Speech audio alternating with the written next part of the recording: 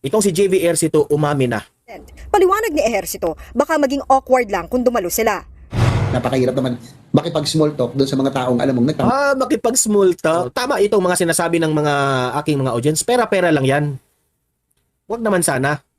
Narito ang Balitang Pinoy TV. Magandang araw sa atin lahat mga kababayan. Dito na naman tayo sa another episode ng ating vlogs. Pag-uusapan natin ngayon, ito po no. Nakalabas na nga itong si PIDEA Agent Morales. Pagkatapos niyang nakalabas doon sa nung nakulong siya diyan sa Senado, kaagad na kinausap ito ni Maharlika. Okay? So, yan ang ating i-react ngayon. Yan ang ating ipapakita kung ano ang mga kaganapan while nandoon si Agent Morales sa yung kulungan ng Senado. Okay? Kung siya ba ay safe, ano ba ang mga bagay na nangyari nung nandun siya. Okay? Ligtas lang ba siya sa mga kapahamakan? Yun ang ating alamin sa pag-uusap ni Maharlika at itong si PIDEA Agent Morales. Okay? At nabanggit rin nila ni Maharlika at ni Agent Morales kung bakit masasabi nilang ang ginagawa nila kay Morales ay sabi nga nila di umano utos ito ng Malacanang. Okay? So yan, pag-alamin natin yan at i-react natin, may sarili tayong opinion. Ngayon naman, pag-usapan rin natin itong interview kagabi ni JV Ejercito. Itong si JV Ejercito umami na.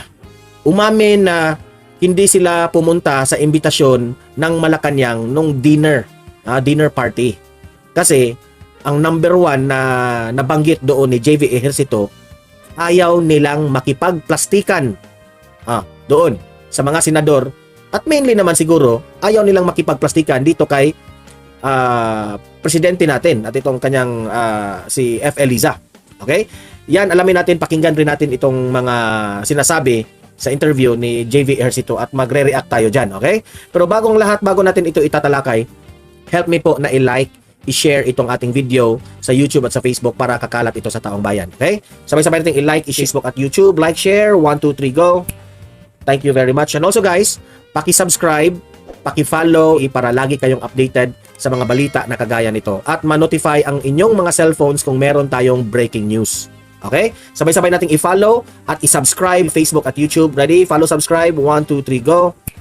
Ayan, naka-follow, subscribe na ba lahat? I-check ko muna kung how many are watching already sa ating live. Checking. 196 concurrent viewers already are watching. So, simulan na natin. Okay, unahin muna natin itong interview ni JV Ejercito na sinabi niya, ayaw naming makipagplastikan. Yan ang sabi ni JV. Kaya hindi sila pumunta doon sa dinner. Invited sila sa dinner party ng, di ko lang alam kung sa Malacanang ba talaga hiniheld yun. No?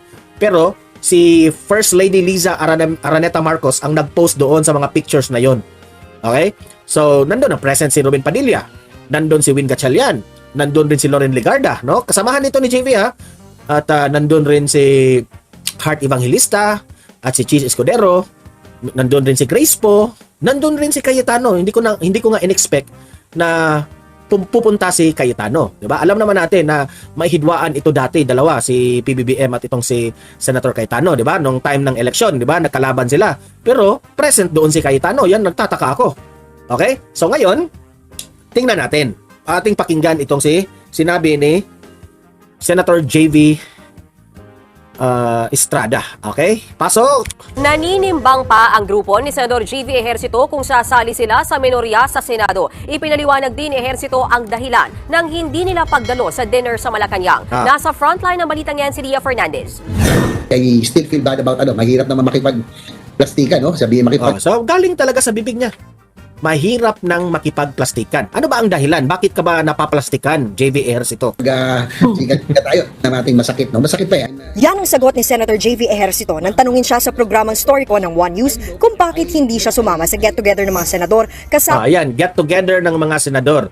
Courtesy of Liza Araneta Marcos. Ayan, picture ito. Kuha ito siguro sa phone ni F. Eliza kasi siya naman ang nag-post dito. I think nakita ko ito sa Instagram, no? Nandito siya, babanggitin ko. Present si Robin Padilla, si Alan Peter Cayetano, ayan, present. Hindi ko lang alam kung sino to yung katabi. Si Senator Raffy Tulfo, present. Yung asawa ni Senator Raffy, ayan. Win Gatchalian,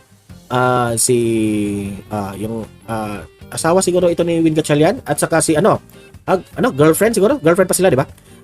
Si Cheese Escudero, ayan. Nasa ilalim si Heart Evangelista, katabi si First Lady Liza Araneta Marcos. Ayan, nasa taas, no? Si PBBM. Ayan, katabi niya itong si Villar yata ito. No? Present rin si Senator Grace Poe. Sino pa ba? Jinggoy Estrada. I think si Jinggoy yan, no? Katabi ni Villar. Si Manny Villar, present nga si Manny Villar. Yung katabi na talaga ni Jinggoy yan, no? I'm not so sure, ha, pero para sa tingin ko si Manny Villar yan, eh. Present rin si yung asawa ni Manny Villar at si Loren Legarda, ayan, at yung mga Cayetano. So kung mapapansin mo dyan, wala si JV Ejercito, wala si Bato de la Rosa, syempre naman wala si Nahontiveros at si sino ang tawag doon, si Pimentel, di ba? Pero makita mo talaga dito, tama yung sinabi ni JV Ejercito, ayaw niya makipagplastikan dito. Kasi kung pupunta daw raw siya dyan, no? Ano ba ang pag-usapan nila dyan kung mag-get together sila? Pag-usapan natin yung si Zubiri na natanggal. Di ba? So, si Zubiri, syempre, wala dyan. Di ba? So, kayo nang humusga. Kayo nang humusga. Di ba? Sina Pangulong Bongbong Marcos at First Lady Liza Araneta Marcos. Wala rin dyan sina Senators Nancy Binay, Sonny Angara at Joel Villanueva. Sila ang mga hindi pumirma sa resolusyong palitan si Senador Mig Zubiri. Sila yung mga hindi pumirma. Ito yung mga sumuporta kay Migs Zubiri.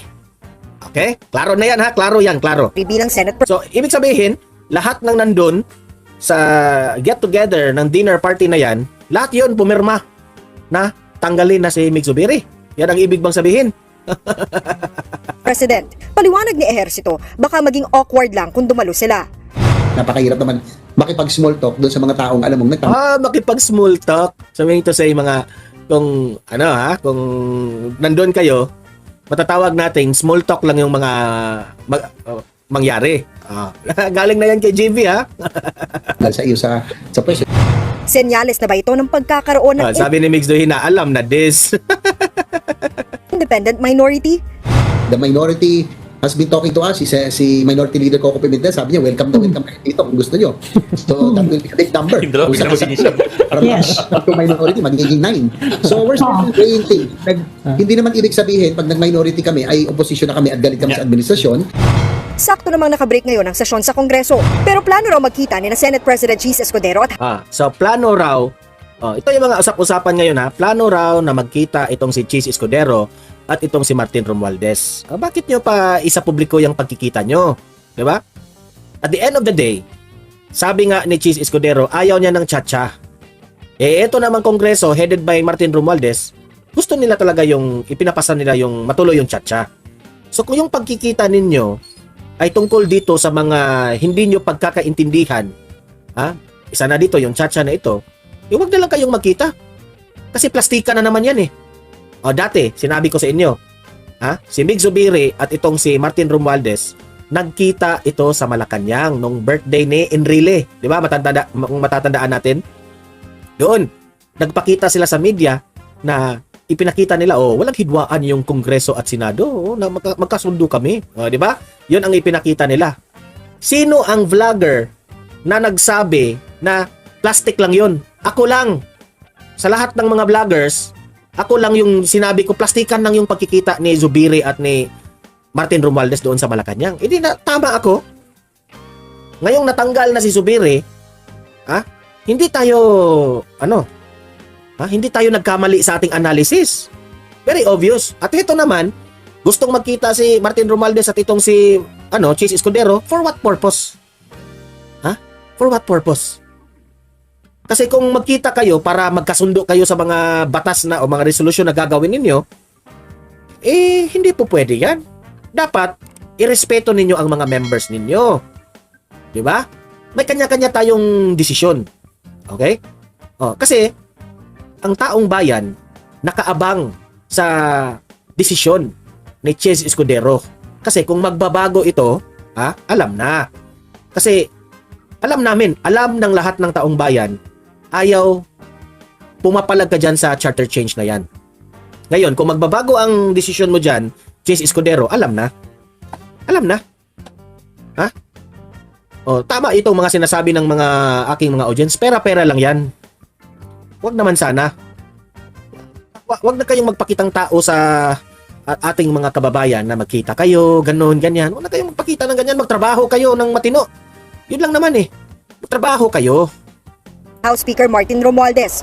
Pag-uusapan nila ang priority bills na tatalakayin pagbalik ng regular na sesyon sa Hulyo. Una sa inaabangang agenda ang economic charter change na nakabinbin pa ngayon sa Senado. Sabi ko sa kanya, mag-usap at magkita kami sa darating na linggo marahil para mapag-usapan una sa lahat ang relasyon ng Kamara at ng Senado. Sis, plastika na naman yan. Kabilang sa kondisyon ni Escudero na tigilan ang palitan ng patutsada bago ang diskusyon sa Chacha. Alam niyo, itong mga senador natin, no? Ang galing talaga.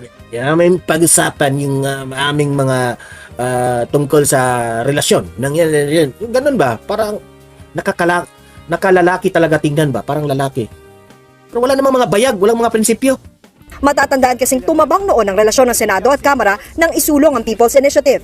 Ayon sa bagong Senate President, malabo munang umusad ang pagdinig sa Senado sa Economic Chacha dahil nag-resign si Senator Angara bilang chairman ng Subcommittee on Constitutional Amendments na may hawak ng Economic Chacha.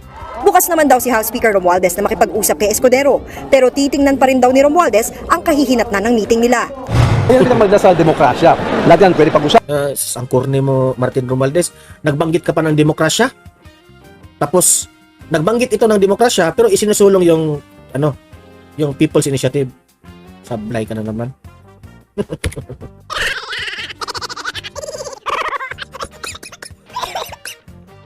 Huwag ka nang magbanggit ng demokrasya, Martin Romualdez. Ha? Incongruent siya sa mga ginagawa ninyo eh. Ipupulong-pulong natin, makapokus tayo. Nagbabalita mula sa frontline. Alam nyo, sa totoo lang, nakukurnihan talaga ako sa mga government official na magbabanggit ng demokrasya. Nakukurnihan ako dyan. Nagbanggit kayo ng demokrasya pero hindi naman ninyo pinapractice ang demokrasya. Oh. Demokrasya, banggit kayo ng banggit ng demokrasya, pero bakit lahat ng mga maisog rally, sinusupil nyo? Oh. Hinaharang nyo. Yun ba ay demokrasya? Pero yung Sara Resign movement, walang problema. Oh. Lahat ng media nakaabang. Lahat ng mga kung ano-anong mga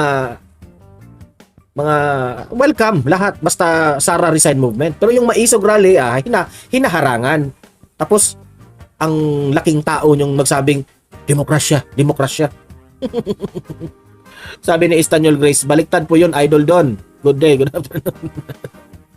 Ito na nga mga kabalita. Ano na ang masasabi nyo patungkol sa balitang ito? Please comment down below mga kabalita. Pag-usapan natin yan sa comment section. At kung di ka pa nakasubscribe sa ating channel, baka naman